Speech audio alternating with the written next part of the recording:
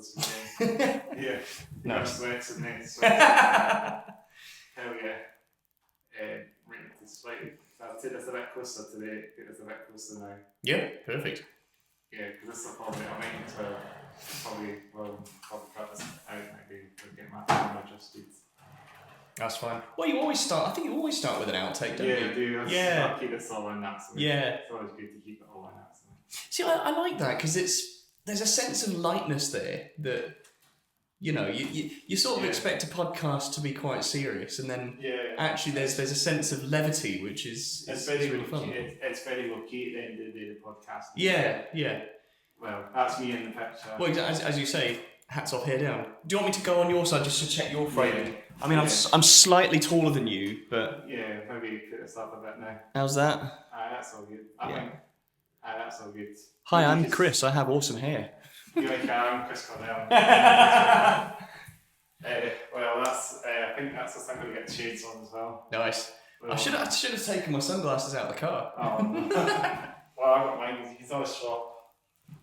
Perfect. So then things are on, cameras are on, lights are on. Yeah. Mics are on.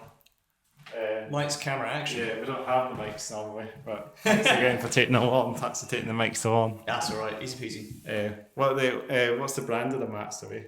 Give a wee shout. They're Rode M5s. Give a wee shout out to them if they're. Shout out to Rode if they're listening. Shout out to Rode. They're pretty good. I like them. I tell you what's really good about these is they're available on Prime. So I was able to get them. Amazon Prime. Yeah. I mean. Well, when I lived in London, I needed them for a gig, and I got them on same day delivery once. Hell yeah. It's great. You can just grab them like that, and they work. You can just. Hell yeah. It's always good to. So Prime is the way to go now. 100%. Amazon Prime. Yeah, that's what you're saying. Yeah. Nice. So an intro. Yeah, so let's do it then. So we'll make sure everything's going. Lights on, cameras are going, audio's going, shades are on, hats are off, hair's down, the grass is on. Yeah, we can see. Sits Wanda in the house. Sick. To your side in the house, my side. DMs as well. Very nice. Bear. All good. That's my drip. All sorted. Yeah, we're all sorted. We've got tons of chairs behind us, so we've got an invisible audience. Yeah, we've got a whole audience of like 12 to 20 people. So we're actually doing a kind of live podcast, if you think about it now. None of the you can't hear the applause because of the microphones. That's what it is. Yeah, they can't see it. Well, we've got like 12 people behind us. We're doing a live podcast. Your special glasses are the ones that can see the audience. Hell yeah. Well, these are Pull & Bear ones as well, so shout out to Pull & Bear. They look great. Brilliant company, make some good shit for sure. Nice. But yeah, we're ready to rock into the episode now, I think, are we? Sweet, yeah, let's do it. So let's do it. We normally start with our famous crap. 3, 2, 1. Look. Let's do that one. 3, 2, 1.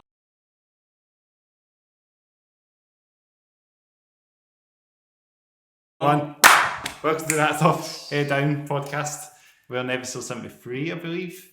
I haven't been counting. I think that's the number. Nice. Might be the odd later number. It might be the odd 75, but 73, I believe, is the next one in line. So put it in text in the middle of the screen. Yeah, I need to do that. I'll be in the episodes. So 73, we're welcomed by Matt from Piraxa Studios. Not a band really, not a band today, but Piraxa Studios. Thanks for coming along. No worries, thank you for having me. Thanks for coming along, man. It's been good to get you on. Yeah. We just spoke quite recently, actually, during a gig as well. Yeah, we did. Who was playing? It was. I remember. I turned up to see Alternate Future. Was it Perpetua who were headlining? Perpetua were headlining. I'd never heard of them before, and they were great. Brilliant bands. They were awesome. Amazing. They've got themselves back together again. It's good to see them back together again, and it's good. Now they've got like a kind of new lineup now, but they've been around for a while. I'm quite new to the scene. I didn't know that they'd split up before or taken a hiatus. Well, they have been around for a while, since I think they were around since the mid-10s, you know. So it's a solid amount of time. Yeah, now they've got sort of a new lineup. Well, brilliant band. When did they take a break, or when did they change their lineup? I think it was like, I'm trying to think, it was 2020, 2, or maybe it was maybe it's just last year they started getting back together again. Yeah, I suppose lockdown will have had a big impact on that. Yeah, I think because the members went on, because 2 of the members are on Big Island now, believe it or not. Oh right. You know where Jack. Yeah. Jack and Kian. Yeah, that's those right. two, the two, they were in Perpetua before, and now what they're doing now. Oh, that's cool. They're doing some complete like ball game, and they used to play like Gently Breakdown. I've really been enjoying listening to Big Iron stuff as well. Oh yeah, the brilliant band now. I think Kian and Jack have maybe driven it up a gear now. With everything up with the 100% guitar sound and great guitarists, I guess, in Edinburgh as well. It's nice to see that the sort of counterparts between Big Iron and Disposable are really keeping things going. They're driving themselves really well. Paul Lordell on vocals as well. Yeah. No, they sound fantastic. I enjoy listening to their stuff. I wish I could come to more of their shows. I think they're playing it. Can't remember where they're playing, but I really should have checked where they're playing next. But they're playing. I think they're playing somewhere in November. Maybe it's Glasgow they're playing. Oh, that'd be nice. Yeah, they're doing pretty well. I think, no, they are doing great. I think they did that. I think they maybe got nominated. I think as well with that award. Maybe this has happened already when this is up already, but. For what? I think it's the Scottish Music Awards, I sick. think it was. I may be saying this wrong, but if I say this wrong, then I know it's some awards thing they're getting nominated for. Yes, because they've got a big connection with Summerhall. Their sort of base is there. Is that where they're based about? As far as I can tell, because they had. I saw a bunch of their content saying that they had their little basement studio thing underneath Summerhall. Oh, really? Yeah. It's in Summerhall. I'm pretty sure it is. That's surprising, eh? Summerhall. I heard about what happened to them. I know. And the fact that this is why I'm even more impressed with them is because they're keeping going despite all of that. The change. I'm not sure if the change of hands has happened or if it got saved. I mean, I took my head out of the scene for a while. That year again, it was possibly getting sold off and turned into student accommodation. A real shame. And there was massive outcry against that. Yeah. Of course, I think these things happen, unfortunately, with these places. I just think it's a bit. There's the point, and people just come along, and the prices you can get like an extra 3 years or lease it for another 3 years. Someone just comes, they don't accept it. It's a shame. And it is heartbreaking because it's stopping local music from developing. They do live music there, don't they, as well? Yeah, well, they certainly used to when I heard about this change of hands. Did see Disposable? I think they played a gig there quite recently. Were they not supposed to do that and then it got cancelled or something? Oh, maybe. Did it then get rescheduled? Maybe it got cancelled because Summerhall was getting sold off, I think. Yeah, but then I've seen that. Maybe that was the one in May. They had one in May. Yeah, I think that's what it was. They were probably supposed. Yeah, I'll triple check just to fact check myself. Star Wars Day. Yes. Oh, yeah, that's right. No, I remember there was this whole Star Wars themed gig that was going on as well, wasn't it? Dread Persephone were playing it, to my recollection. Were they? Yeah, at the very least, they were going to go. They could have got a Star Wars kit or the Star Wars costumes on for the night. I was in a whole conversation with Harry about it, the guitarist, the PRS guitarist. Well, they've been on this podcast, Dread for Stephanie. So shout to those guys if you're listening in. Shout to they're great people. They're really fun. Really, yeah. Love them to bits. I got to see them again as well. I think they're playing. It'll be. Are you going to their thing at Mac Arts next week? Mac Arts, I've heard. Mac Arts in Galashiels. I'm not sure. I'll have to see when it's happened. I might have went already. It's it's next Friday at a time. Yeah, I'll be recording this on the 7th of November. Yeah. By the time this is up, it's already happened. So. Maybe I'll see if I went. Watch it back and point at yourself. Like, I went to that. Yeah. I'm just doing put on a great show, fantastic show, and crazy, absolutely crazy. They are great. They had their I went to their headline show at Legends a few months ago. Oh, did you? And it was probably one of the worst behaved gigs I've ever seen in my life. But it was great. Because that's their vibe. Do you mean like lots of mosh pits? Oh my god, lots of mosh pits and circle pits and Oh my god! Really? It was. They don't sound like that band that would do all that stuff, but Yeah. they sound prog metal. Like it's quite happy music as well. It's not extreme metal. The undertones and the actual writing of the songs. Because I've been lucky enough to work with them on all of their recent stuff. The undertones and the actual lyrics and the intention behind all of these songs. I mean, of course, sometimes they have like nonsense songs. But for instance, Troubled Waters, their latest single, which is the last song on their EP. That is all based around the effects of alcoholism on your close friends and relatives. Really? It's a really, really deep song. And it brings tears to my eyes. But it's a sad song as well. It is, yeah, absolutely. And there's another one where you were calling prog metal grog, grog, yeah, that's what they call themselves. That's sort of where the grunge element comes in. Yeah. They've got another song that's sort of being written. So they're kind of reinventing the wheel at the end of the day, aren't they? With the grog instead of prog. Sort of. They're fusing it. I think what some of their references. They gave me a couple of references about how they wanted the band to feel, how they wanted the EP to feel. And they gave me Admiral Angry. Have you ever come across them? No. They're cool. They really have the underground sound.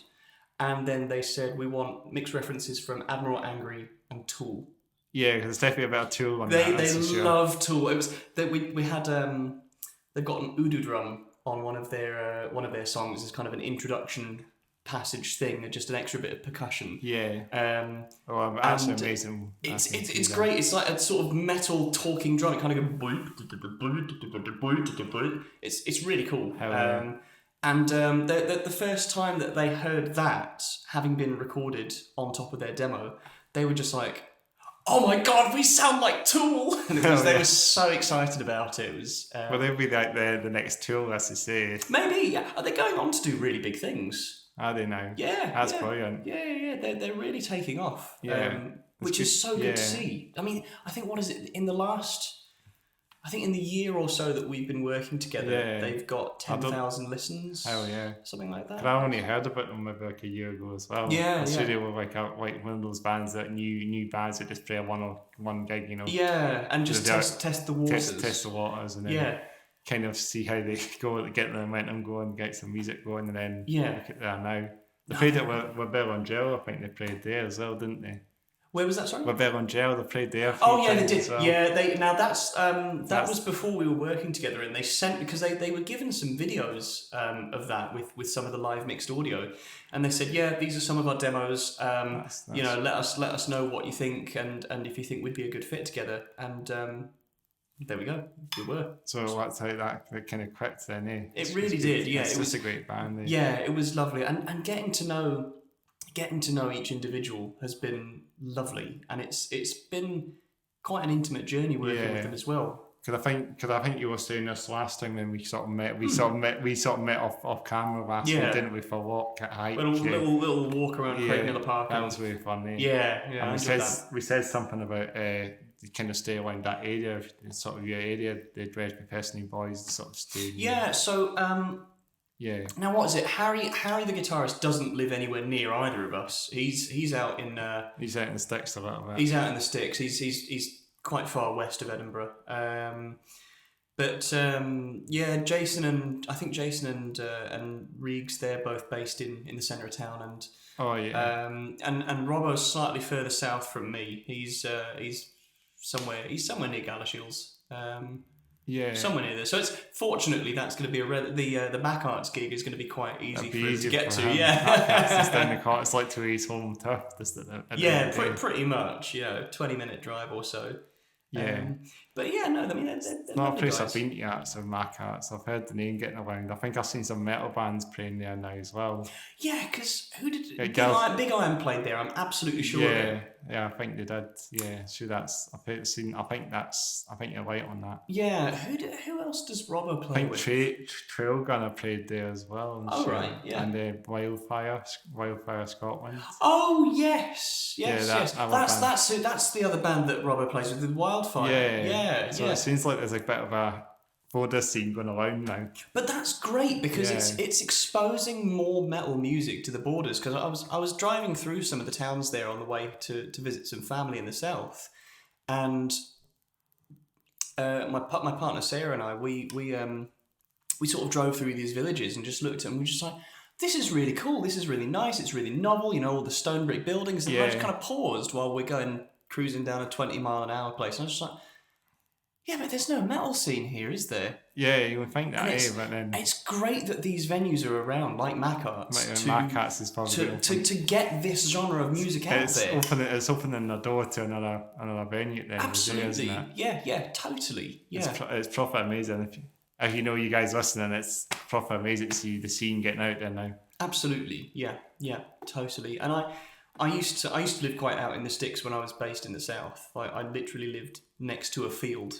And then you wouldn't be. And there were the kind of shops that would close at 7. You'd be shafted for dinner if you had to get home after a gig. You'd have to buy a kebab in London, and even then you wouldn't be able to stay to the end of your last show because your last train would leave just past midnight. Yeah.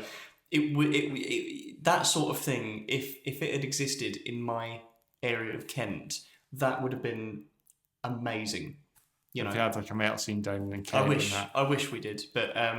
You know, that's why this sort of thing is so important, to support places like Mac Arts and you know, actively go to these gigs and support the bands too, because otherwise it's not other people aren't gonna be exposed to this kind of music. No, I know what you mean. And then maybe I'll bring a wee scene down the borders now.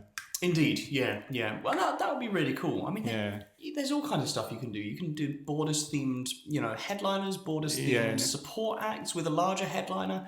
I mean, the possibilities are endless. Yeah, I'm sure they can get some bands from Edinburgh to come down there now. Yeah. It opens the door for like bands. It's not far as well. Galshiels is quite. It's probably like maybe less than an hour drive away from Edinburgh. Less than an hour drive. It's I think it's 45 minutes from where I am, and about an hour on the train tops. I mean, you can go straight there from Waverley. Yeah, you got transport there as well. Transport links is good there as well. Train, you got the Borders buses as well. One down that way as well via the Carlisle X95. That's right. Galshiels. Yeah. And then it goes all the way to Selkirk and all that as well. So. Yes, exactly. Yeah, but they're good guys. They're great guys. Yeah, Dredge Procession. Yeah. Big conversation. A big shout out to the guys as well. If they're listening in, and no doubt they're listening into this podcast. 100%. They want to come back on it again. I'm happy to get them back on. Yeah. They'll be down for it again. Yeah, they'll be down for it again. We had them on. When did we have them on again? It was early this year, wasn't it? No, it was last. Oh, was it? I can't remember what episode it was now. It was early. It was the last year, I think. I think it might be November. Right, yeah. Yeah. So they were there. Yeah, they were just. It's the three of them that showed up, wasn't it? It was Harry. It was Regan. Was it Regan? And well, I think it's Harry, Regan, Jason. Yeah. And then three. I'm not sure if Robbo could make that one. I'm not sure what happened that day, but I think it was just the three of them that day. Yeah. Oh, we just kept it, low key, that's it. Yeah, exactly. But it'd be amazing to talk about the EP now and stuff, and they've released lots of music now. Yes, yeah. No, I really enjoyed getting the vibe of their Omelas. They released a couple of songs before working with me, and that was got some weird names as well. They've got some. I tell you what, they've really went out. They've got another one coming. They've got one planned. Which is called Wizard Stretcher.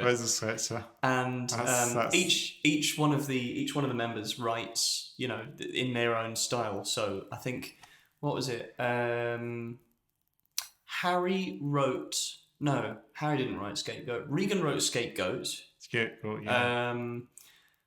And then Harry wrote. Oh God, what did he write?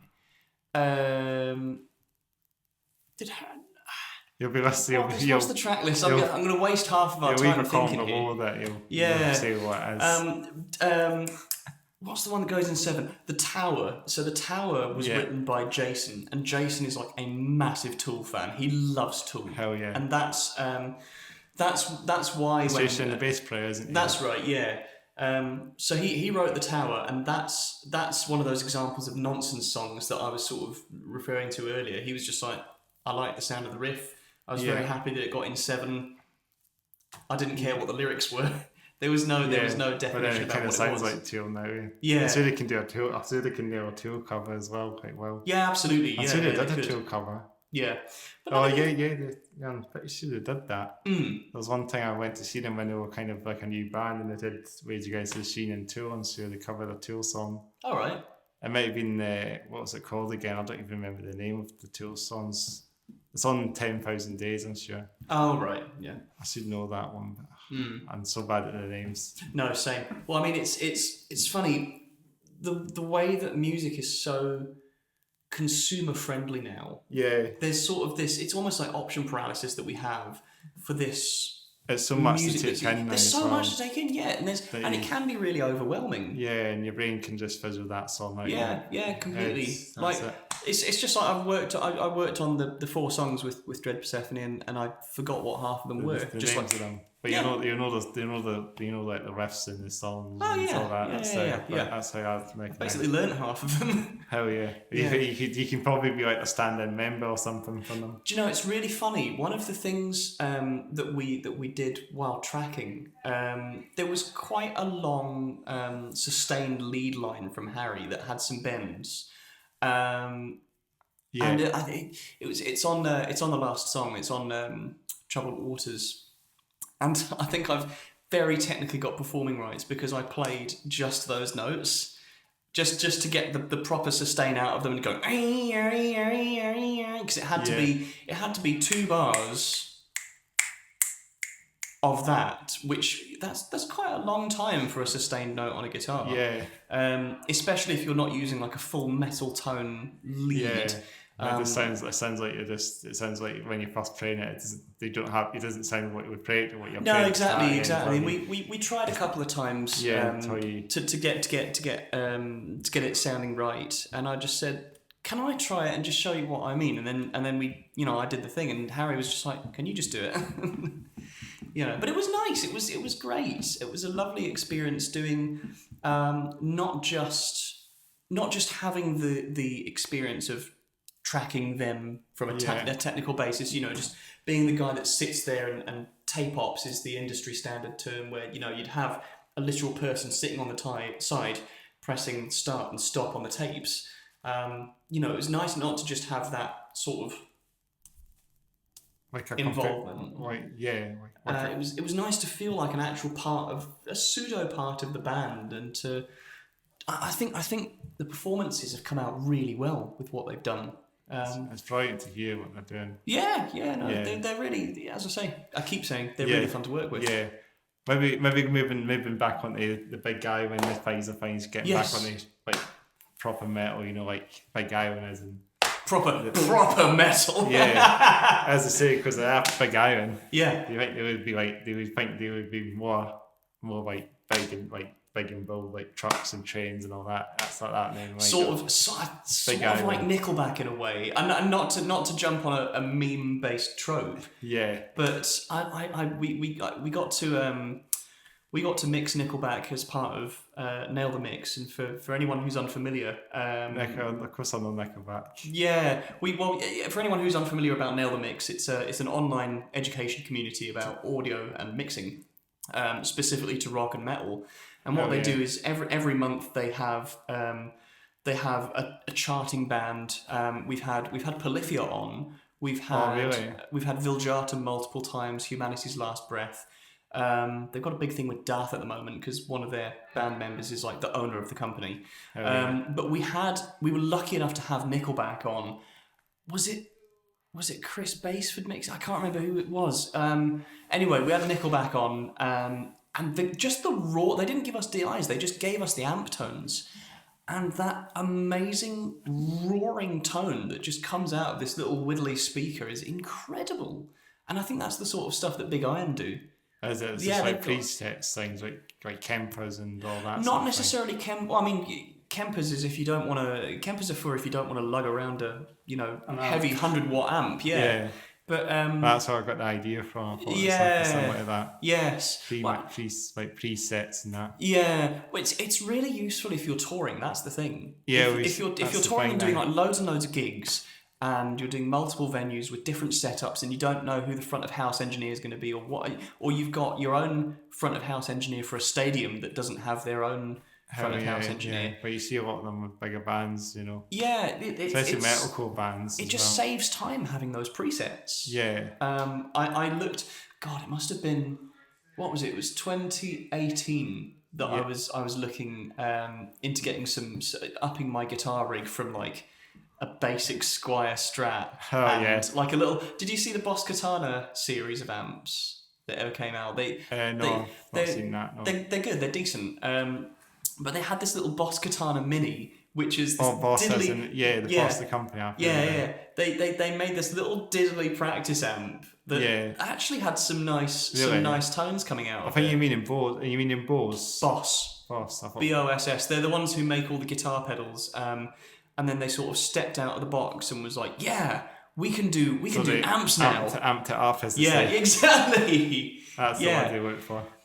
So they went ahead and did that, and why was I mentioning Boss? Yeah, because it was about that time where I was looking for a new amp, and I saw this modelling stuff, and I looked. I don't even remember why I got onto Boss, but I was looking at upping my. Oh no, that's what it was. 'Cause it was a tiny rig that I had. I had a Winty Squier Strat, which I couldn't lift because baby violin hands, and I had a little Boss Katana Mini because I was like, my teensy Fender amp is not good for metal tones. That's a practice. Guessing that's an intro amp. It just does the basic stuff. Exactly.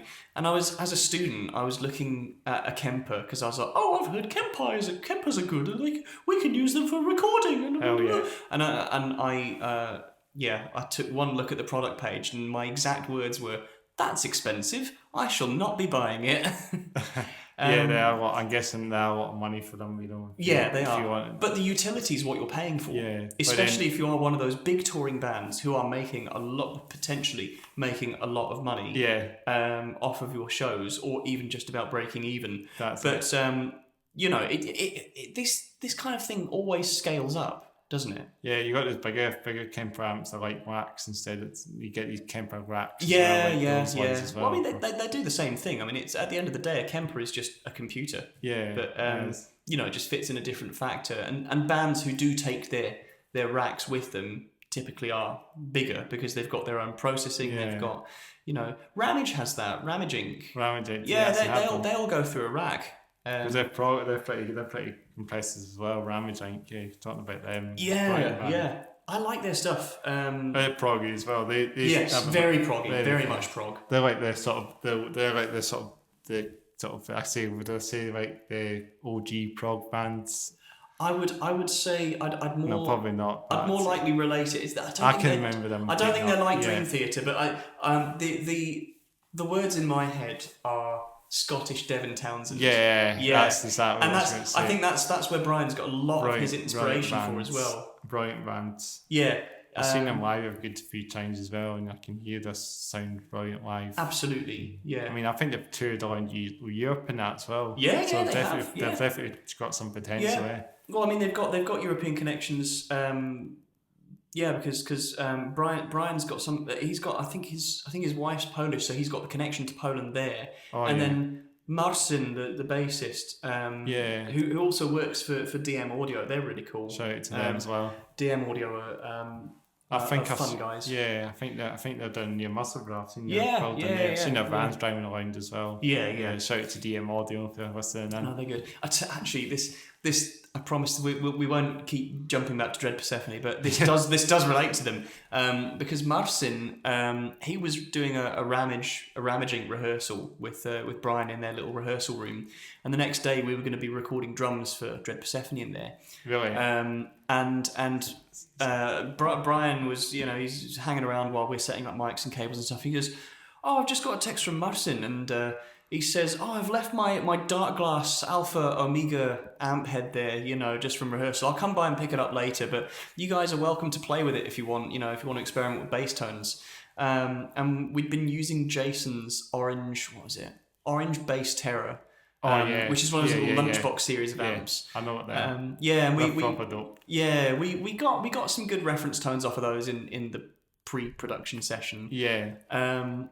And we had this this tone that we were going for, and we took pictures of all the knobs and what all the settings were going to be, so that we could record bass at Ravages as well, and sort of kill two birds with one stone. Yeah.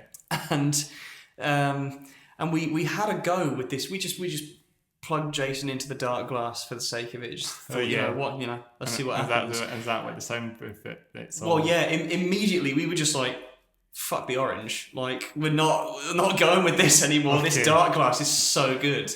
And then the second time they came to work with me, they said, we really loved the bass sound. What can we do to achieve that this time? Because obviously it wasn't our amp that we were using.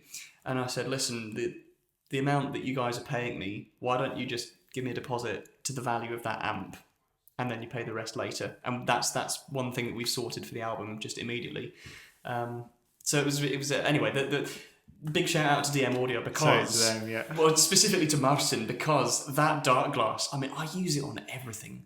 It just it's like having a train in a box. A train right? in a box. Just it hits so hard. Like you know those breakdowns where it just feels like getting smashed in the face. Like a train. And like a train going into a bus or something. I mean, it just comes from this little thing. It's wild. Really? Yeah, it's great. It just makes such a savage sound. Hell yeah. Yeah, it just works perfectly. Yeah, that sounds brilliant. Definitely need to take a wee down there and see it now. Yeah, 100%. Trains. Yeah. It's got this little graphic EQ on the end, and it's got glowing lights in the EQs. Oh, yeah. And if you're in a darkly lit room, then it's good for night. It's good for like dark recording. Yeah. It looks like a little demon with six eyes coming out of it. It's so like a sort of Frankenstein's kind of absolutely or something. Then yeah. You think about it. Yeah.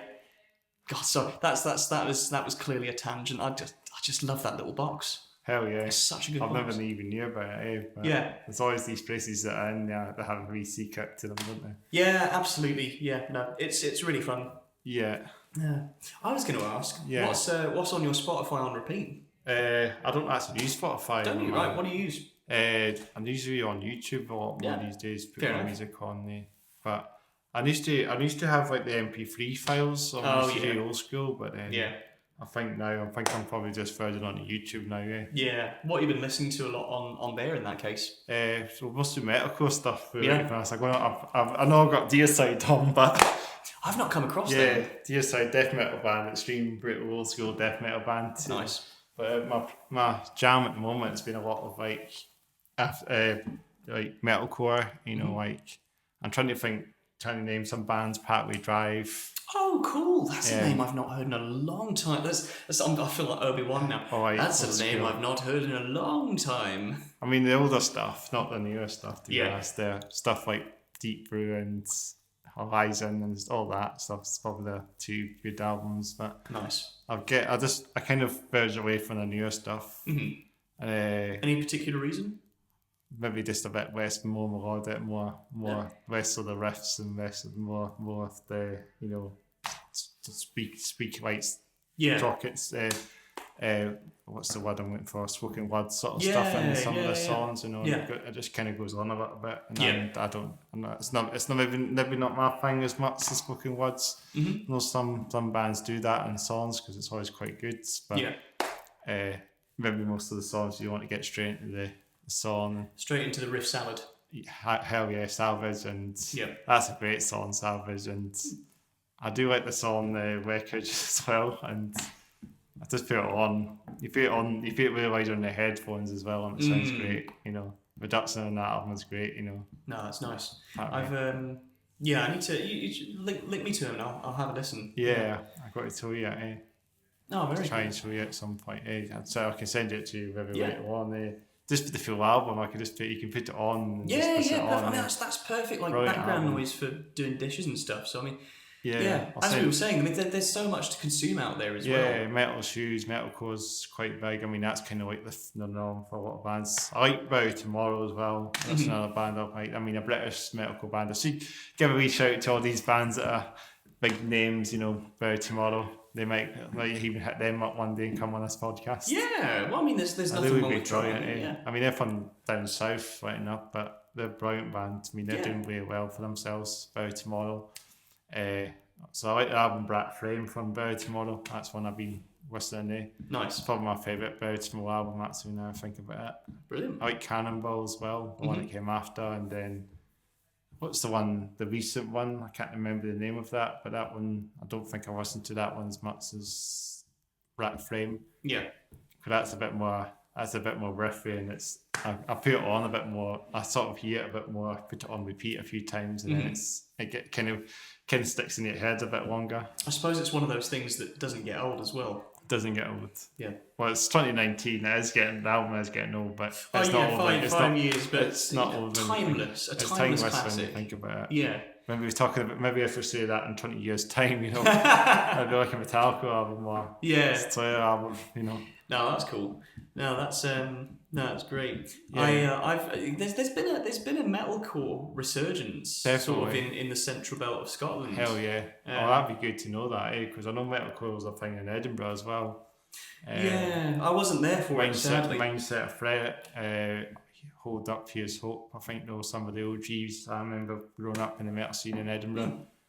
But you've got bands like Perpetua. I think they're kind of that metalcore and sort of genty, maybe a bit more progressive, but they sound like Breach from Within in a way as well. I came across a band called New Shapes. New Shapes. Yeah, shout out to those guys. They were good. They were great. I came along to a friend of mine from Nail the Mix mentioned before. Yeah. A friend of mine from there. He's the guitarist in Hope's Avenue. Hope's Avenue. I think that's another band I've heard as well. They're good. I really like them. Shout to them as well. Oh, absolutely. And big shout out to Will as well. Shout to New Shapes. I wrote a little song to Will. I wrote a little song with Will a while back. It's not going to be released or anything. It was just a little fun thing. Yeah. But, we had a lot of fun putting some Scottish inflections in there. Oh yeah. But the Hope's Avenue vocalist, he's got an incredible set of lungs. He's really good singer. He'll be like the next Will Wemyss. Not in that sense, because he doesn't do screams. Yeah. He just does cleans. Oh, does he? They sound so good. Are they pop punky kind of sound at Hope's Avenue, mate? Because I would say let's. I don't see them play Edinburgh very often. No, it's because they're West Coast based. Because Will's based up in Ayr. Yeah, I knew they were from that. It's just easier to get down to Glasgow than it is to go to Edinburgh. Well, they can always play Edinburgh eventually, eh? I suppose so. I mean, they could tie it in with the Glasgow one probably. Yeah, and then or be able to a UK tour, like they can veer to Glasgow, Edinburgh, Newcastle, and sort of that. Potentially, yeah. I mean, one of the big things that's sort of holding bands back from doing UK tours is budgets. Yeah. Because, I mean, who was it who broke down... Paul McMillan does some pretty informative posts on this on Facebook from Slow Dragon. I've heard of him as well. He's been mentioning a lot about the economy of running events. And it's... Cause I come from the dumb background of being a classical musician. So all I'm used to is being an ant worker, being told to show up in an orchestra and you'll get your money after you play. Yeah. And even then, sometimes that doesn't happen. Anyway, that's a point to move past. That's great. But yeah, it's really interesting to be opened up to this sort of events management mindset and looking into the costs of how much the band need to be paid, how much the venue needs to be paid, how much the band need to make on tickets in order to break even or make a profit. Yeah. There was one really informative thing was the importance of buying tickets in advance. Yeah. And the reason why they're priced cheaper than on the door tickets is it was a revelation to me because I'm just dumb. But it was a revelation because I was like, oh my god, of course. Give people a financial incentive, i.e. cheap tickets, so that you've got guaranteed revenue. And even if people don't end up showing up, the band are going to get supported. Yeah, because it is difficult. That's absolutely, it is. Because if people play in the bands, then they're more likely for the gig to happen. Because I've heard that been happening. I heard gigs being cancelled because of ticket sales. So many of them, and it's such a shame. I think there was just a band I was messaging actually quite recently. I won't mention the name, but there was a band at which we were going to come up to Edinburgh, and I believe it or not, they meant we were supposed to do doing a podcast, and then they had to bail out. So unfortunately, that's a shame, because I think that's what's happened. I think the tickets sold tickets. Yeah. I could be wrong. I might just be saying this. Don't really want to say it. It's a general phenomenon that doesn't surprise me at all. It also raises a lot of importance around supporting bands through buying merch and things like that. Well, that's what they do. That's the point as well. Yeah, because this we were talking about merch, and you were showing off your what was it, Deicide? Your Deicide t-shirt. I've got one from Sixth Wonder coming on. Shout out to them as well. And they were, I tell you what, they were really cool people, super super kind as well. Like the warmest, kindest people I've just met. Sixth Wonder. Yeah, and basically what it was, we all understand that merchandise is direct revenue for the band, more so than ticket sales, because the promoter is going to take a cut of that, or a percentage. Yeah. And they were saying, we've got some merch if you feel like buying it, don't feel obliged, that sort of thing. They're really warm about it. And then what they added, they made these little bracelets themselves. Yeah. I see what you handmade. And then I think it was Rebecca, the vocalist. She goes up on stage and she says, "Guys, we've got merch at the back. Buy it if you want to support us even more. If you can't afford all of the big stuff, we've got these little bracelets. They're just on donation. That's what pay what you want for them." A bit small, and then she says, like, even if you can't afford anything, like you genuinely can't afford anything, like talk to one of us. Even and pens as well, or things like this as well. Stay for tomorrow and that. Like brands. Something as well. The point being made was they were so kind, and they said, if you genuinely can't afford like any of our stuff, just talk to us and we'll just give you a bracelet. Yeah, because we want to spread the love, and that's what it's all about. Like, anyway, that was a side tangent, but the point is merch. Like, merch is always a really good way to support local music. It's definitely one of those things that keeps the band keeps everything moving. Yeah, 100%. The fuel and the cost of their driving and that. Because that is a lot. That's all that as well. Yeah, massively, and instrument maintenance as well. Yeah. Like, I by comparison, I think guitar strings are really cheap, because I'm used to violin strings being about 120 quid for a set of 4, which is ridiculous. That's what is that? I can't remember what that works out to, because I can't do mental maths. But seeing a pack of strings for my 7-string is 9 or 10 quid. I'm just like, how are these this cheap? But there are a huge amount of costs that go into the maintenance and upkeep of your instruments. Your sound comes from, as a guitarist, your sound comes from an amp, from the slangs as which well. On its own is going to be 300 or 400 quid at the entrance level too. Yeah, which is it's a lot. It's a lot.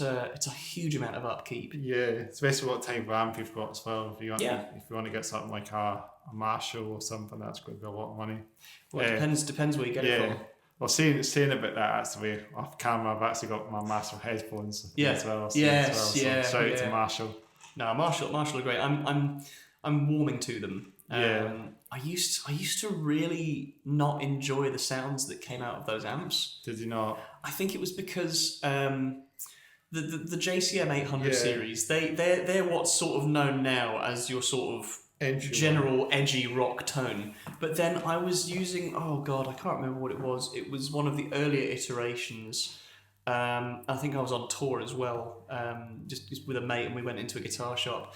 He does a lot of sort of classic rock stuff, and the tone that he dialed was more for Iron Maiden sort of stuff, which is fine, and it worked, and he played really well. It was it was great.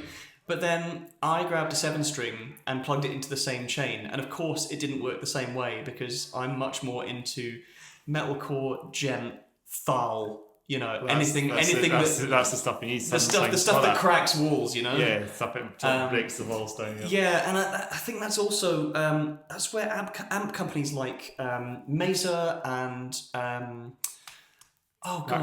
Mesa, Diesel, and who else? Oh, Soldano. The Soldano SLO 100. That I swear by. Is that a good amp? It's great. It's unbelievable. I don't have a real one. I don't have a physical one. I've got the Neural DSP emulation of it, but that thing is brutal. It's a beast. It's crazy. It's wonderful to use. Sounds like it. It just rips your face off straight away. But yeah, I mean, looking at the price of a Soldano head, you're looking at $3,000. Wow! But compared to a JCM 800, you've also got to consider where you're getting it as well. Yeah. Marshall being a UK company, a UK based company, you don't need to worry about all the import stuff. Yeah, exactly. You don't need to worry about import tax. You need to worry a little bit about shipping, but you don't need to worry as much about shipping. You're not adding 20% onto, because they're like Triumph of amps, Marshall, like the Triumph. Like the motorbike company Triumph, like the amps of motorbikes, like Marshall. Oh, yeah. No,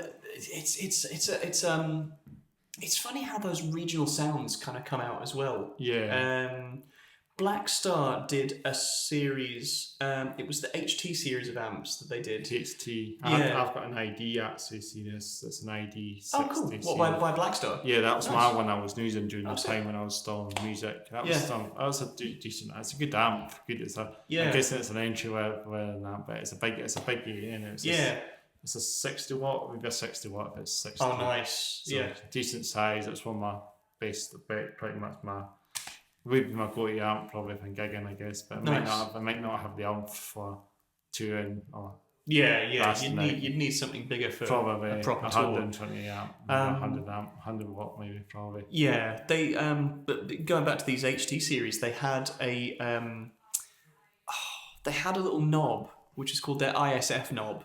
Yeah, I can't remember what it stood for, but it basically turned your tone between an American sort of American style amp. Hell yeah. American style amp. Hell yeah. It would have been God, what would it have been? I think I know what you mean. Is because they sort of improvised that. Amp, and then we went for a I think it was going sort of between a Mesa tone and then a Marshall tone when it was going US UK on either side. I think the Fender Mustang amp had something like that. But I don't know. I'm not actually trying to think myself. I'm sure my Mustang might have had something like that fitted. It's quite a fun thing to have.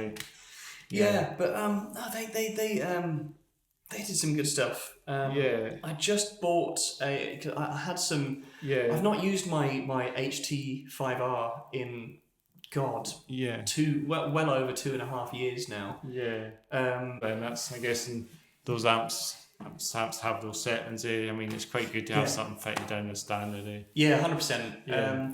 I have my little HT5R, which is only a 5 watt. It's only a 5 watt combo amp. Is that just the one that's quite to this side? It's a portable amp that you just bring. Yay big. It's a combo, so it's got a combo. A valve. It's got a valve input stage. Yeah. And then it's got a little effects loop, and then it's got a 1x12.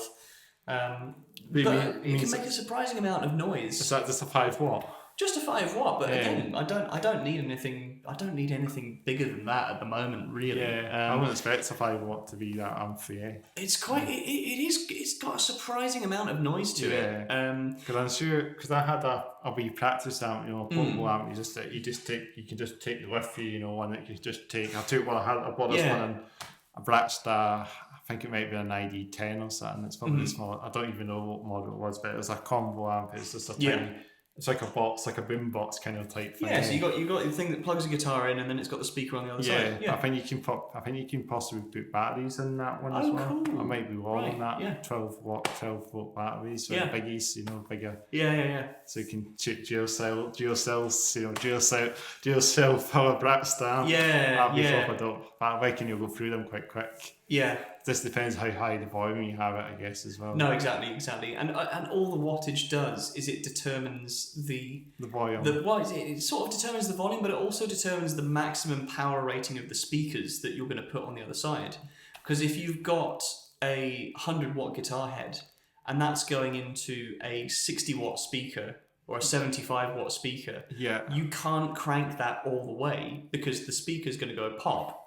Yeah, that's basically all it says. It's just a rating. It's just warming that up and that. Yeah, exactly. And so this little 5 watt HT5R is going to be perfect for me actually, because I've just bought a guitar cab. It's a 2x12. It's a it's a Vox Night Train. Vox, yeah. And I went to test it out. It was second hand from It's a a guy Vox in Leith. night train, did you say? Yeah, Vox Night Train. It's actually an amp with a train in it, named after a train. They had, I think what it was, I kept mixing that with the theme of Knight Rider, but I think it was a similar sort of thing. Because there's a night train head and then a night train cab. Hell yeah. That's got two... I never knew there was an amp with a train name. Yeah. That's dope. I would get that now. I would actually get one. I would like to get that amp because it's probably train drivers that play in bands without music. Probably is the amp. Love it. But no, that's this little cab that I got is it's a 2x12. It's got two 2x12. It's got two G12 75th anniversaries by Celestion. And I'm building another cab myself. Really?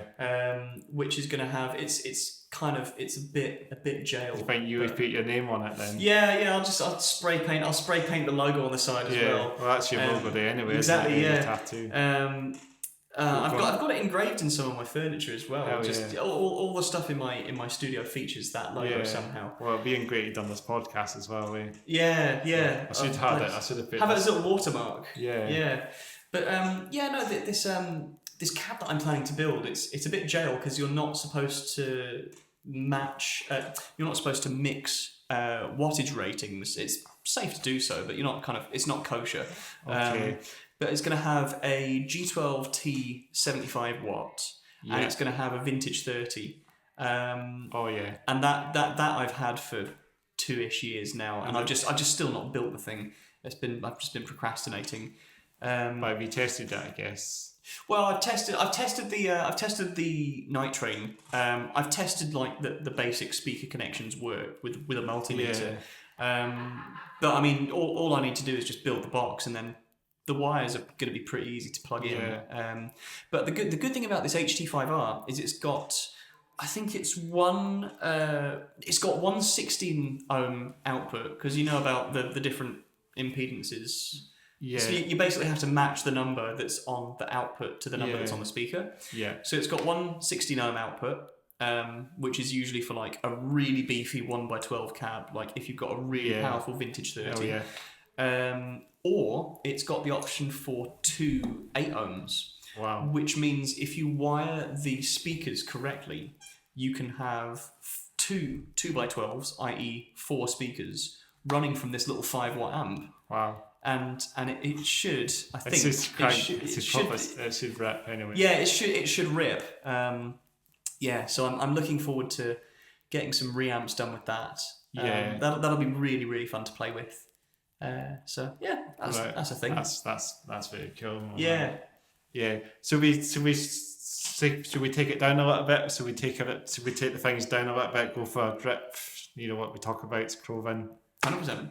Let's do that. So we start yourself, and because I normally start myself most of the time, so maybe you can start for a change. Yeah, sure. Just from the hair to the bottom. That's what that's. What is it? It never goes to the bottom. Yeah, it's not. I used to have hair like down to here. Actually, you should grow it again, eh? I'm past that phase. It didn't look good. Did it not? Yeah, no, I'm taking over it. See, yours has that nice volume to it and the nice curl. Got a Chris Cornell. Did you say that was like Chris Cornell? You said yeah. You've got the Chris Cornell. Seb said that to me because we were speaking. Me and Seb were speaking. We sort of met at Mar's house, didn't we? Yeah. And Seb was just outside chatting with us that time as well. So that was nice. He's cooking some good stuff. That's brilliant. He's cooking some great stuff. He's cooking some stuff. He's not showed me anything yet, but he's got a secret project under his belt now, I guess. He's been hinting at it. He's not telling anyone about it. So it's only for those in the know. So I can only assume. We'll hit him up and get him on the podcast. Yeah, 100%. He'll no doubt be done. All I know is it's him, Keelan, and Fuzz who are doing it. Yeah. So that will be face melting. Hell yeah. Of course. So I'm looking forward to seeing what their output is from that. Hell yeah. Yeah. That'll be good. That'll be very fun. So the hair, I guess, in the hair, the beard, and the piercings, and that. Yeah, the hair, the beard, the piercings. That's the vibe. And the sits wander. I tell you what, I started growing the beard. Yeah, it was sort of a breakup thing. Yeah, we're not in November now, is it yet? November, so we need the beards, don't we? Well, we need the beards to keep our faces warm. I had been growing this beard for 5 years. 5 years. And I got a job as an extra in a film recently. And it was a period piece of work. I think I might have seen that one, yeah. Post, I should say, on maybe a Facebook post or something. Oh, I wouldn't have posted about it because I had to sign a non-disclosure agreement saying that I wouldn't talk about it, which basically means don't spoil the plot. Okay, so I want no spoilers. Yeah, I can tell very generic things. But because it was a period work, when I went to have a consultation with hair and makeup, the first question they said was, "How attached are you to your beard?" And I kind of went, and they said, do you mind if we shave little bits of it to look a bit more authentic? Doing the film. And I was like, you know what? It's money. It'll do the thing. And so as I said, I've been growing this beard for 5 years. Yeah. And they what they did was they took a Phillips one blade and they just went up the middle, and that was it. So I had this mustache and these massive mutton chops, and the Dread Persephone boys absolutely loved it. They were like, "That is so hard," and I just is it the bit they shaved off? They had that little bit shaved off, so it's just a bald chin. I get what you mean. It was really weird. But yeah, no, it was a crazy time because as you were saying about November and the winter and needing the beards to keep our faces warm, I had a proper cold face. And that was something I'd never experienced before because I'd had 21, 22, 23 years of not having a beard and not having this extra warmth on my face. You know, it needs to getting cold then. It was so strange. Like I could feel my fingerprint on my chin. It was really strange. But yeah, as soon as filming was over, I shaved everything off and started it all again. And it's nice to start looking a little bit more like myself. Yeah. So, no, that's a vibe. And then the piercings you mentioned. Yeah, that's I'd like to get more. We do. Yeah. We have a bit more metal as well. Yeah, it'll be nice. It's been quite a while since I got any additional Actually, no, it's been four years since I got my last piercing. 4 years. Yeah, so I should probably I'd quite like to get another couple. I would like to get more tattoos. Absolutely. Do. Yeah. Would you go for a sleeve tattoo? I don't think I'd go for a full sleeve. I do want a little band. Yeah. And I sort of copying an idea off of another audio friend. Because we've got the polar patterns of microphones, which are these little drawings and sort of diagrams about the directions they can hear. I'll solo this in the audio for you. I'll give myself a little couple of claps as a visual reference. Yeah. So what happens is these microphones in particular, they're quite directional, so they will only do a really good job at hearing what they're pointed at. Yeah. So if I snap my finger, or if I continue talking and move around the side of this mic, eventually we'll hit the deaf part of the microphones, which is at the back, and you shouldn't be able to hear very much of it. Whereas there's much more focus in the front. I know what I mean. Was quiet. So these little diagrams. Yeah. There's a really good animation that Lewitt microphones did, where it shows how mathematically each of these polar patterns sort of morphs into something that can hear in all directions, and then it sort of inverts itself. It's a really cool thing. But this tattoo idea is all of these polar patterns as a white on black band going around the arm. That sounds cool. It'll be really fun. And actually there are some really cool audio tattoos out there. There's people, I think there's a guy who's in one of the communities that I'm in who's got the Electro Harmonix Big Muff fuzz pedal. Have you ever come across that? I think I've seen that. So heard of that. So he's got the schematic of the Big Muff on there. Has he? He's got all of the resistors. I don't think they're labelled because there's not enough space. But the line work on that is absolutely incredible. To put a schematic in that much detail on your body. Good, that's a tattoo is like a drawing at the end of the day, isn't exactly, it? Yeah, and it's really cool that you know, people are able to do such precise line work like that. Yeah, I'd love that sort of thing one day as well. Hell yeah, that'd be great. But I've not got any. I'm just plain. I'm just You're an empty canvas. Empty can. I need something eventually. Unless I got some under here. Yeah. But... Do you have ideas for what tattoos you want? No, I don't actually. Possibly not. It's something that takes a lot of consideration. That's it. It's if you want to do it, and if you not want to do it, yeah. Well, exactly. Yeah. It's a hard question. It's a hard one to kind of choose, Absolutely. I mean, I had this idea for my studio logo in my head probably since. Maybe a podcast logo. Yeah, absolutely. Well, that's commitment to the brand, isn't it? Get the guitar logo done. Yeah. I've never really bothered about changing that logo. I've always kept that since day one. Yeah. Just a drawing that I did on MS Paint, you know. Oh, God, good old MS Paint. I've had that for a while, you know. Yeah. I just never bothered, like, even if it's hats off way down, it's like a towel, isn't it? I don't know why I never thought about a hat. Yeah.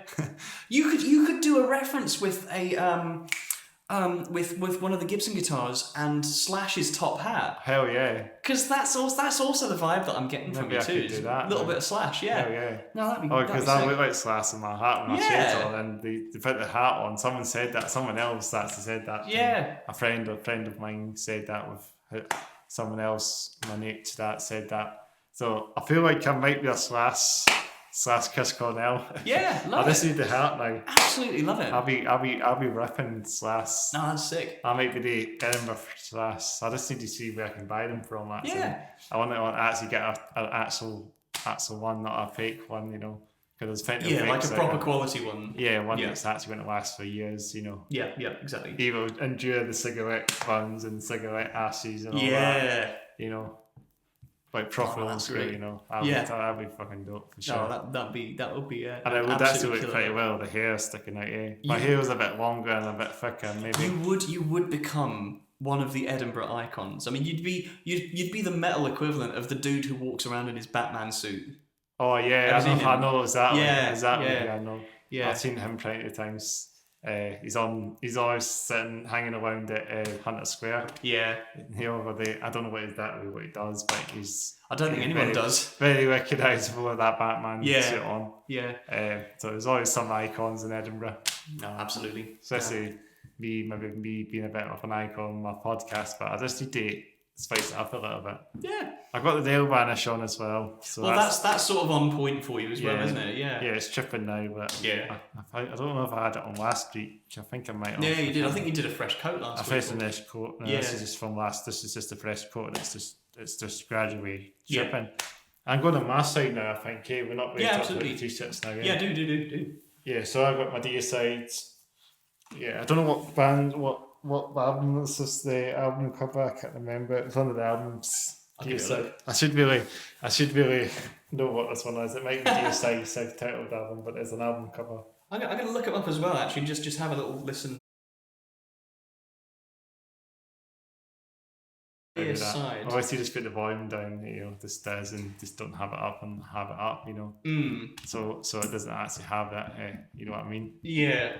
It could be a reference. So they've got these three circles in a triangle on a lot of their stuff. I think that's the one. I think it's meant to be the logo. So they're.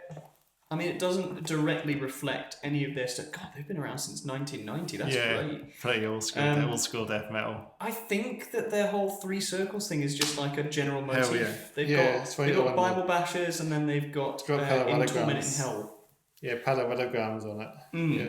But I'm just going to have a listen to. I'll listen to their latest stuff, Banished by Sin.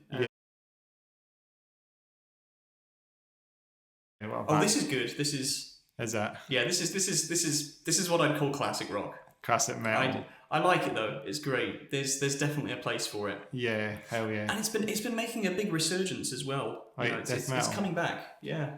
I hope so. Yeah, I know it's in Glasgow. It's way taking off a lot more as well and stuff. And through Glasgow, there's Cadaver. There's a band called Coffin Mulch as well. And Coffin Mulch are great. I think they definitely sound like Bolt Thrower. Yes. Definitely like Bolt Thrower. Yeah. They definitely sound like that. Yeah. I saw them at the Mass House recently. I give a big shout out to Penny Coffin Mulch. But you were about to say Penny Coffin as well, weren't you? Penny Coffin are fantastic. There's another coffin in the band. Yeah, so there's two coffins out there. Two coffins that you want. Two coffins out there. I tell you what. Speaking of Glasgow bands, I went to, oh god, what was it? I think it must have been. I think it was one of the Red Cross festivals that I went to last year. Just to sort of meet new bands and potentially get some networking done. But I came across Coffin Mulch, Brain Bath, and Penny Coffin. Yeah.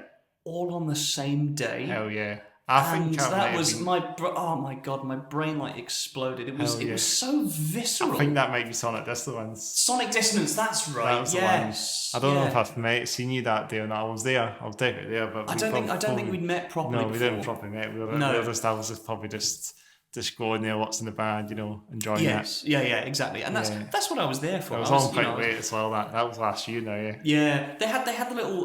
What I found really helpful about that actually, because obviously there was 30 bands to try and go through. There was bands that are a bit more like black metal, death metal, and that's sort of more the scene here.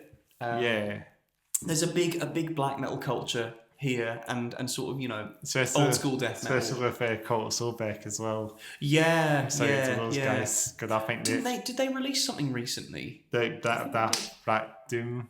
Yeah, something like that. Crocodiles, I think. Yeah, I want to listen to more of their stuff. I've seen them live a few times. One of my friends actually likes them as well, so they're doing pretty well for themselves. Which is great, deservedly so. They put a lot of work into it. Black Doom or a bit, I could say, but absolutely heavy. Yeah. Pounding as well. I think you can probably get a good headbang, good extreme headbang, a good mosh pit. Those guys. Absolutely. Yeah. No, they seem like cool people. Oh, brilliant. I think they did. What was it? Zhizh did Zhizh Fest, didn't he? Yeah, he did that. Did he end up doing the Greg's thing? There's an affiliation with Greg's going on as well. Yeah, it was him that likes the Greg's. Yeah. I had his old band on this podcast not years ago, like when I first started my podcast. He's Manic Romance, was it called back in the day when he started? It was his old band. I don't know if I still. I wouldn't know. I probably hadn't moved up here by then. Yeah, he had all the kind of black suity stuff on. He was like a proper suited and booted guy. He had all the tats on, and he was. Oh wow!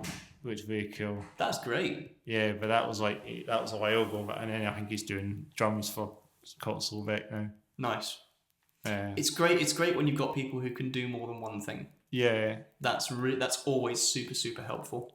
And it's good to see other bands out there just keeping the limelight going. It's always drummers at the end of the day. There's a massive shortage of drummers. Yeah, that's the problem with bands. Yeah, there needs to be more drummers out there. I tell you what, Clark, I cannot be on this podcast without mentioning the star that is Clark McMenemy. Oh yeah, I just love him so much. He's Nassau. Oh, Nassau. Iowa. Iowa. Yeah.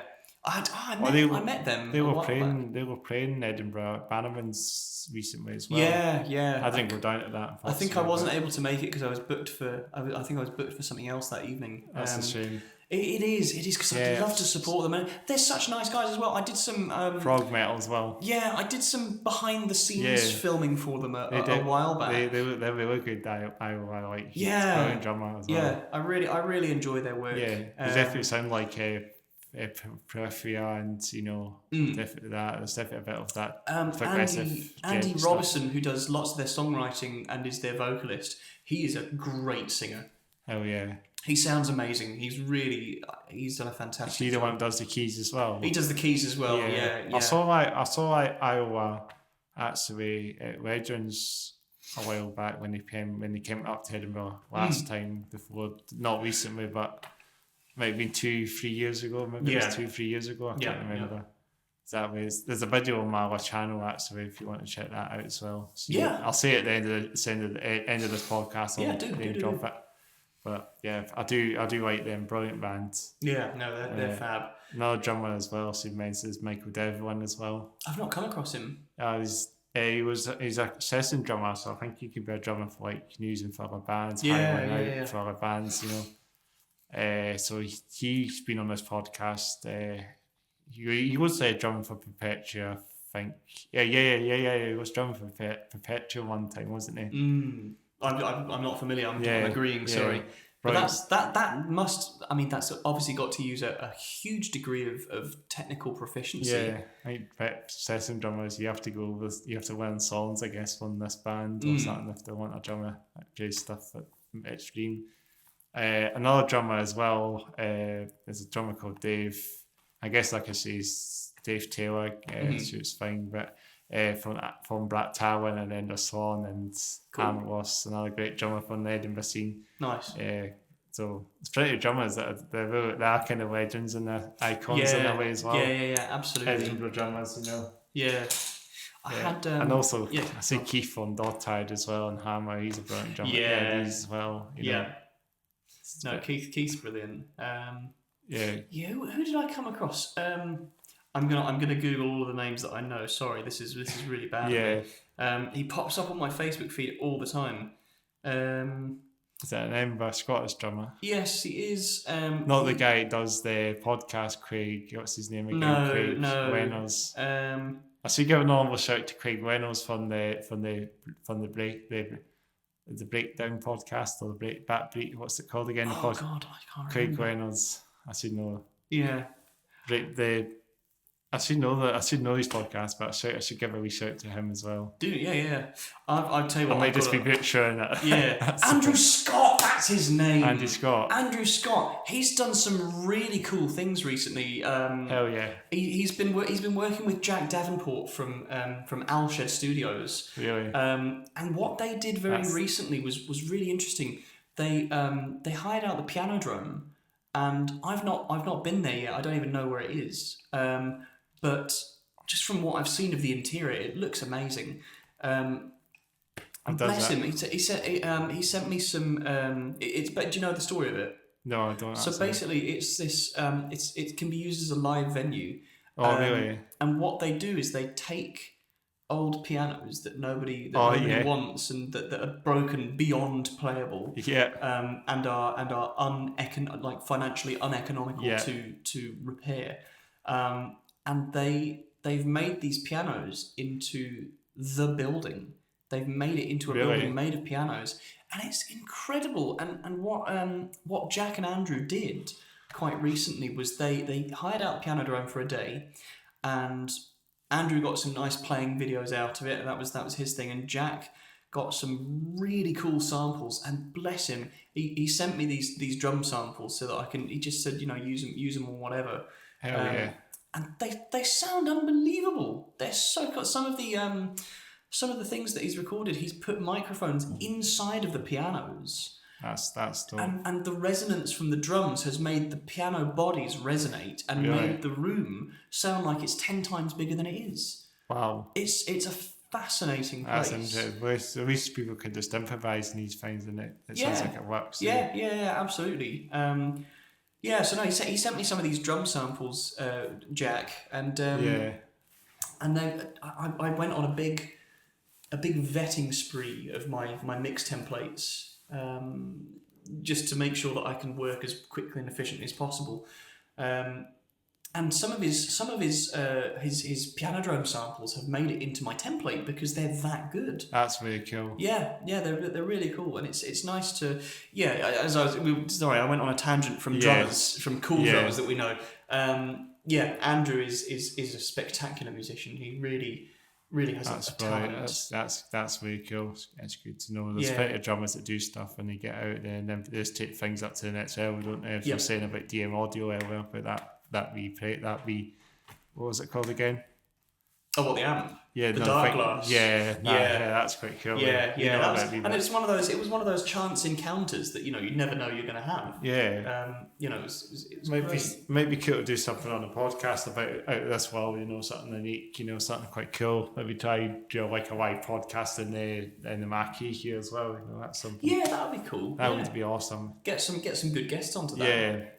Yeah. It'd be good to just organise that all as well in the future. No, absolutely. Just do like a all day, or maybe like have a band or two maybe playing a gig here. always get some good like enriching with farmhouse. Yeah, because you said the little outside bit can have power delivered to it and can basically we be saw that like we flew there last week and that it does have some power and that. So it just whether nights, whether days, it's whether a day maybe a bit in the summer would be better to do it probably because I think so. I don't think anyone wants to be going outside in this weather. Not in the winter, summer probably. Yeah. We'll see about this. I mean we're in t-shirts now in November, but that's because it's warm inside. Well, it's actually pretty mild out there today as well. Yeah. Well, what was it? It was 14 or something. Yeah, for this time of year, we're recording this on the 7th of November, and we should be like wearing thick jackets on. Right now. It's funny. I was looking at some Facebook memories from the last year or two, and we'll get mild winter again this year. Yeah, I was looking at these Facebook memories, and I just see me in this massive, bulky winter coat at this time of year, and I don't know if part of it is just the fact that the weather is this mild, or if it's because I've acclimatized to like the colder weather up here compared to London. Probably. Because when I'm wearing like my weather jacket and I'm walking and I get really hot doing that on and stuff. So you know what I mean. It can be. You can wear some you can only wear like a t-shirt on, and then some people are different. You know, you can see people wearing shorts on in the winter as well. I've seen that. Metalheads seem to be they're quite brave. They can sort of brave the elements. But I think that's tactical dressing, because whenever you go into somewhere like Banshees, Bannerman's, Legends, or LaBelle, because there's always someone going to wear shorts on at a band. Well, yeah, because we're all moving. Yeah, there's so many people in there generating that much body heat. Sweats the band as well. We've got to. Oh god, especially the band as well. Yeah. Sweating. Did you see that? There was a little meme that I saw, a little reel. And it was a band in the US that were playing. They're obviously measuring in Fahrenheit, which anyone who knows me off of the podcast will just be like, Matt is going to go on a big rant here. But they're using the Fahrenheit scale on this. They're big deathcore band, and the singer's kind of t-shirt, shorts, and he's just going, "It is 97 degrees outside. Yeah. If you are not showering and wearing deodorant at this gig, you are the problem." It was great. But it raised such a valid point. Yeah. You know, you've got to tactically dress for these gigs. Yeah. You have to get the t-shirts off. Absolutely. Yeah. Have to go on undies like it's going to get hot. Take it to the next level. That's it. I've got a number of funny stories, any number of funny stories to tell about classical music and because you do dressing. That as well. Eh? Yeah, that's sort of a third of the income. Yeah, that's what my background is classical music between violin and classical singing. Yeah. But it's relatable immediately because I was telling you earlier off camera. One of the places that I sing regularly, Old St Paul's, which is just behind Waverley Station, they have just had a new heating system put in, and those of us who've been there since before the summer, I've been there 2.5 years, and every winter it's just sort of this dreading feeling of being like, oh god, they're about to do candlelit services, which is fine. You know, it's nice to have the candles there, and it's nice to have the challenge of not being able to see your music and test your reading ability. But what's depressing about it is it's only ever done in the winter because it's all dark outside, they didn't have a proper heating system put in until now. So we're all used to it being so cold in there because it's a stone building, and if you're in a stone church in the winter, it is literally a fridge. And now that they've had this new heating system put in, it kicked in for the first time. I think it was last week or 2 weeks ago, and I went in there for the first time last week. Left my hoodie on under my robes, thinking, "Oh, it's going to be cold in there," and that's probably one of. If I have any regrets in life, that's probably one of them, because we have these heaters that are right underneath your feet and right underneath your music. So all of the heat is going up your robes, and I'm in a full sweatshirt and jeans, and I'm just going, It's getting the whole time. Getting hot in here. It was, yeah, that was. We've got another. I think we can sort of see it from. Well, it was very. We walked there last week to Robin Chapel in Green Dykes. Yeah, we did that. They have a heating system which is on year round, pretty much. Yeah. Unless the outside temperature is above 20 degrees, the heating is on. Yeah. So you have to, once again, as with metal shows, dress tactically, because it is always going to be t-shirt temperature inside this chapel. Yeah. Now I've got to dress even more tactically with the Robin Chapel, the t-shirt weather inside there. It's a smaller space, so it's easier to heat, so it is going to be a furnace. Yeah. Got to wear robes for that, and I've got to wear robes for Old St Paul's. And you know, now with their new heating system, I've got to be in a t-shirt, potentially shorts as well, God forbid. Yeah. Like you have to start changing it now. I wish they could have like a casual, like a come as you have. Like, they need to do that now. There's a really funny idea that's being bandied around with Robin Chapel, which is a lock-in, and the idea is that we bring wine and we bring a bunch of drinks. That sounds really cool. We sing through the whole of, I think it was the Bach St. John Passion. Yeah. That's something that ties in very heavily to metal, actually. Hell Bach. And Handel's Dixit Dominus, which is one of his lesser known works, but that again is also metal AF. Hell yeah. And the idea is we'd split it down the middle. We'd lock ourselves in the church overnight. You know, we need the next day to recover and sleep and whatnot. Yeah. But the idea is we basically have a big pisser and we get a curry in between these two massive works. It's such a fun idea. Yeah. But yeah, no. Bach, he was metal. He was probably one of the most metal musicians I know. We'll hit him on the podcast. He'll be cool. Oh yeah, absolutely. Yeah, go to where's he buried? Dresden, I think. Dresden. Yeah, do a special a Germany special. Go to Dresden. Yeah. You know, and stick your phone next to his grave. But Mr. Herr Bach. Herr Bach, was ist I don't know German. Was ist du nein Name? You know, what was the inspiration behind this harmony and whatever? And he'll give you his stone cold response. Stone cold, yeah. But lots of metal bands are sort of harking back to these classical roots. Yeah, that's where it's all kind of come, like pagan metal and Viking metal. And yeah, absolutely. God, who are they? They're on my on repeat. Yeah. I think. So no, it wasn't on Marth, but they do use orchestral elements in there. Yeah. As do. I should just double check the recording while we're... Yeah, easy. That's an opportunity for me to do that and find my own repeat. Yeah, we might have to wrap up at some point soon, but... Yeah, that's fine. Is it still going? All still going, yeah, all fine. It's always good to check things. We should do a couple of things. That's why I have my screen pointed my way so I can check. So, yeah, let me find it. It was, what are they called? Yeah. Synestia and Disembodied Tyrant, they did a collaboration together, and they basically did a cover of Antonio Vivaldi's Winter, which is hell yeah. It's a classical violin piece. Effectively, it's got the solo violin. It's the famous one as well. It's one of them. It's less famous than Summer. Summer's like that's like one of the easier ones, but it's more well known. Winter is much harder, and I'm frightened of it.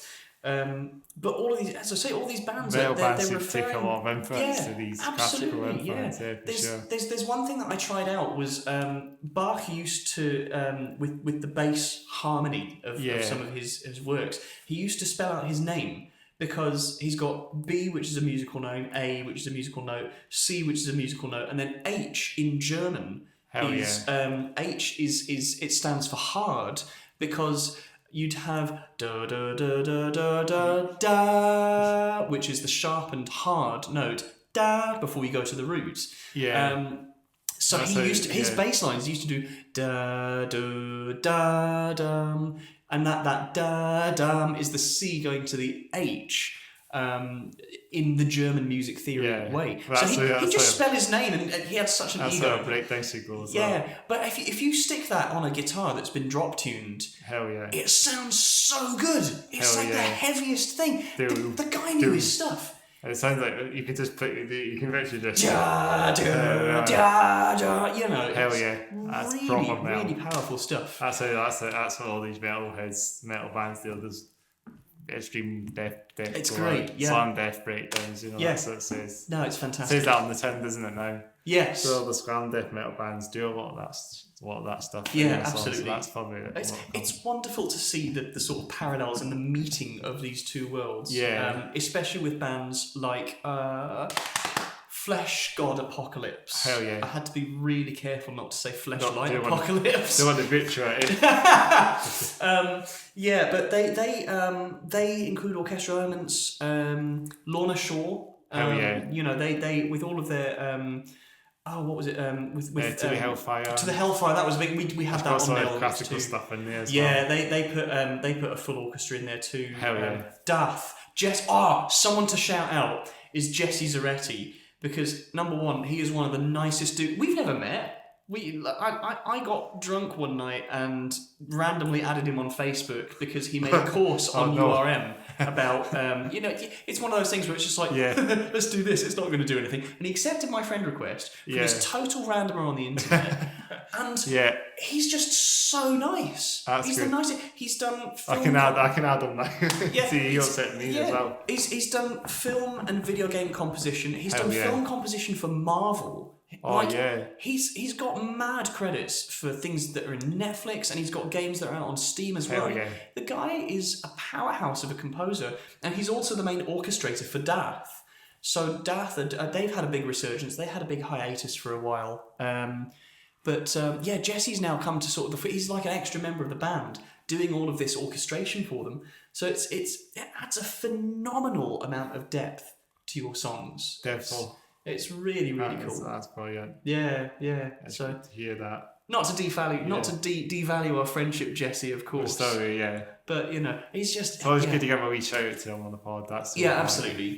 He's a great guy. Yeah. He does wonderful things, and really genuinely one of the kindest and most knowledgeable human beings I'm aware of. That's and I hope to meet him someday. Let's do it, hopefully. Yeah. That's brilliant, my man. Get him over from the States and get him on the podcast. Get him on the podcast. You can help him up on that and let me know. Yeah. Shows up.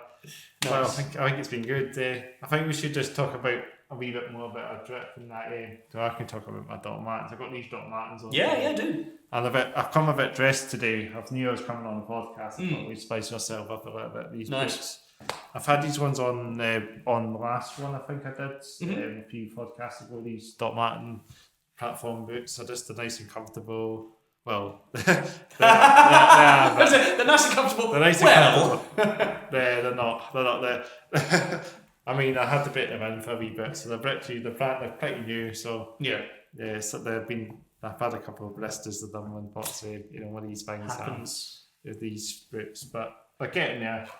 Yeah. Chelsea boots, shout to Doc Martens, but I like these Chelsea boots. Do you wear them to gigs? I do, actually. Nice. That's where I got them, I think I might have had them on before, so I don't know if you saw them, but... Yeah.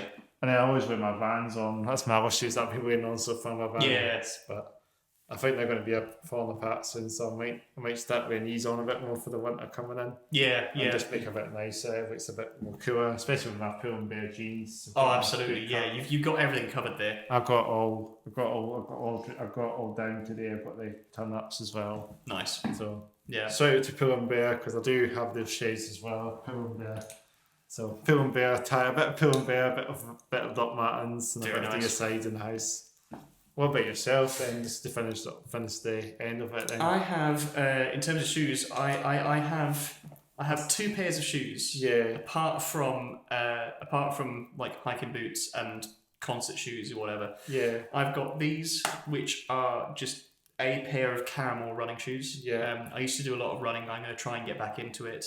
I've got some, I'm not sure if it's plantar or something, but I've got quite sensitive heels, and I find that if I'm standing barefoot on a hard floor for a long time, then I start to get real twinges in my heels and in my toes, which is it's painful, but it's not normal either. Yeah. So that's the importance of something that's really soft and cushy is something that's really important for me. So these are perfect for me because I take these to gigs, and the amount of standing in gigs as well. You know, you need to be on something comfy. Yeah. These just make everything feel like carpet. That's brilliant. It's I think I should invest in something a bit more comfy than top hats. You know, do. And I mean, go Sports Direct. Sports Direct, they'll have offers on all the time. You know, just and take the time to test the shoes out. They normally have the skateboarding shoes like DCs and all they'll that. They'll have DCs. They'll have skateboarding things. They sell them there as well. You could, if you know specifically what you want and you want to find it on a cheaper price, you can always try them on in store and then go on Vinted and see if somebody's selling them.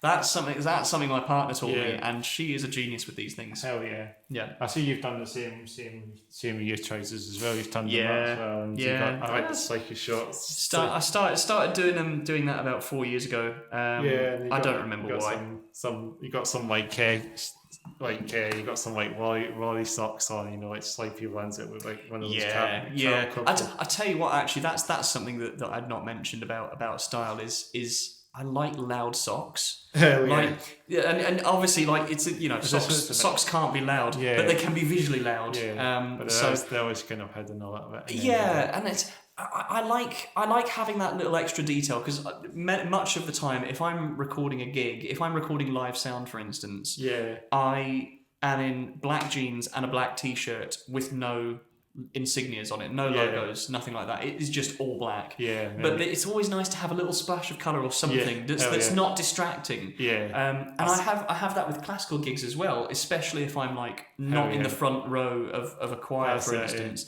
If I've got people hiding my ankles, it's just a bit of fun. I've got these white ones on. Film Bear ones. Oh, nice. And a bit of skateboard of these stuff. I mean, I noticed that's a recurring theme. I feel like that's great. Film Bear, that shop's great for your skateboard and stuff. Great.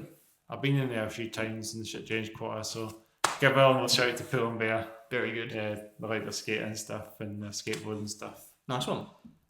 Well, very fun.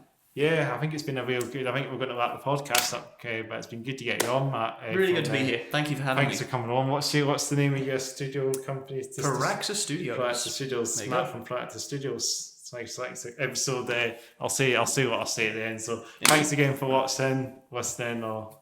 listening to the Hats Off Here Down podcast, episode 73 with Matt from Piraxa Studio or Piraxa Studio. I've not butchered it. I hope not. Make sure to like, subscribe, comment below, hit the like button. Of course, we turn on the bell notification, of course, as well. Get the podcast out as much as you can to all the people and all the audience. And also give my name check to my other YouTube channel, CM Headbanger, for your video games, and there's like some gig videos there as well, so if you check on that channel as well, I should actually send that to you as well. That'd be great. So love to see it. Subscribe to that as well. Nice. I know that's getting up to like 500 subscribers, that channel, and this one's on it. Good job. This is at 300, nearly 300. The podcast is at 300, nearly at 300. Done. So that's more than me. Yeah, we'll get there. Nearly there. I've got more than you. Yeah. Hell yeah. I don't put content out very much. Give me your channel. I'll put your channel in the search and box as well. Oh, nice one. Thanks. So people can hit your channel, so you can get to 666 subscribers. Expect low results. Yeah, we never know. You just have to put something up there.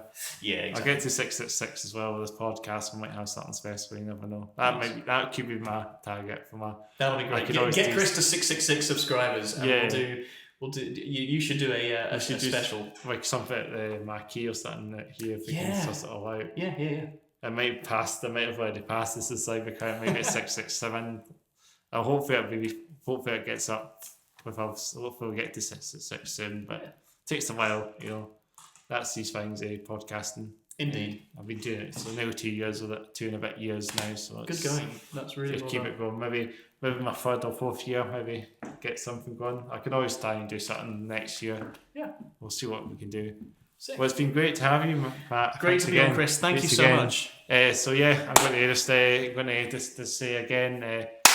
Make sure to like the video, comment below, subscribe, and check the channel. I'm just going to walk to the camera, and then I'll say my outro. Sweet. Probably won't see it on the microphone, but Well, do you want me to bring it over there? No, sign. I'll just say it then. So you're signing off now.